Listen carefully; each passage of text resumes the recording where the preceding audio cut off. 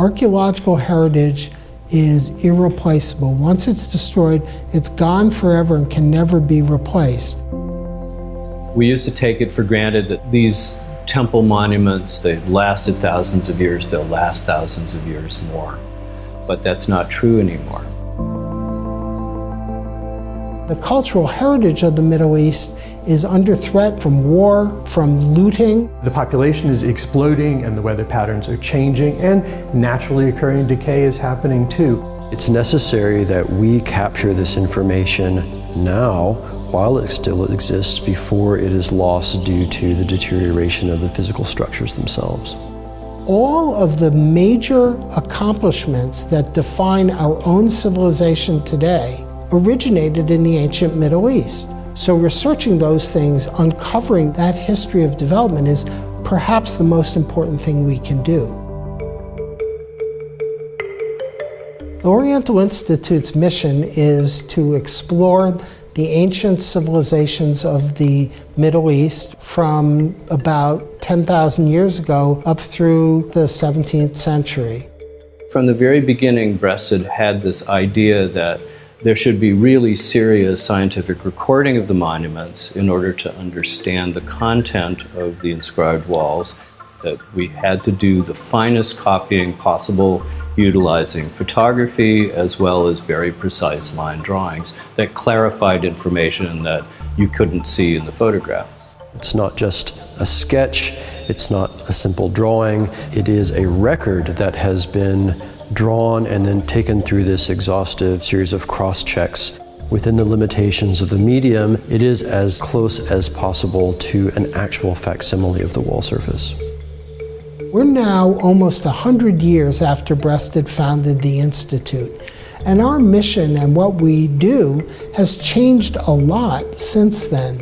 For a long time, research has focused on tombs and temples and stone monuments, and actually understanding what the ancient towns and cities were like, what did they look like, what were the different components, how did they develop over time, is something that's much less understood. We are actually doing what we call an open area excavation. So we define our limits of the excavation zone, and then of course we record every layer, every structure, and every wall. We do advanced digital photography to make highly accurate digital records of these things so they can aid us in reconstructing them. The new thing we started this year is what we call photogrammetry. It basically involves only a good camera, taking a lot of pictures, putting it into a software which assembles these pictures and creates a 3D model, which is really helpful to speed up the recording process of the archaeological remains. We have also sponsored conservation and restoration programs, in addition to the documentation. We try to be very, very careful in not adding anything new that is not absolutely necessary for the structural integrity. So that is in order to preserve the historic core of the structures. As part of our conservation program, we have sponsored a series of training programs aimed specifically for Egyptian conservation students who are fresh out of school, who have had no field experience.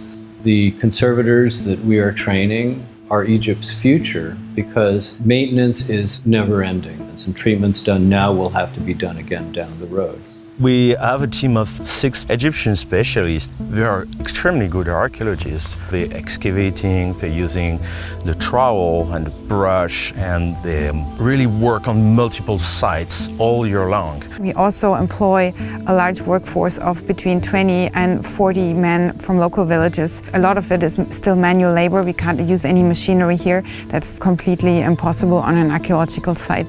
Our ultimate goal is to make the local capacity for preserving the heritage so strong that they don't even need us anymore. And I'd love it when that day happens, because there'll be other countries where we'll need to work anyway. We have a huge moral and ethical obligation to the places that allow us in as their guests to work there. And we have to give something back. And we give back in a lot of ways. Everything that we do to maintain the ancient monuments here directly supports the local economy. The Oriental Institute excavated Persepolis, one of the capitals of the Persian Empire, And today, that's the most visited tourist attraction in Iran. It's also a very important source of national pride and national identity. Another component of what we do is educational signage in the temple precincts where we work. Our signs feature text in English and in Arabic. We're trying to educate people to value what they have, teaching them how to explore it, teaching them how to preserve it for the future.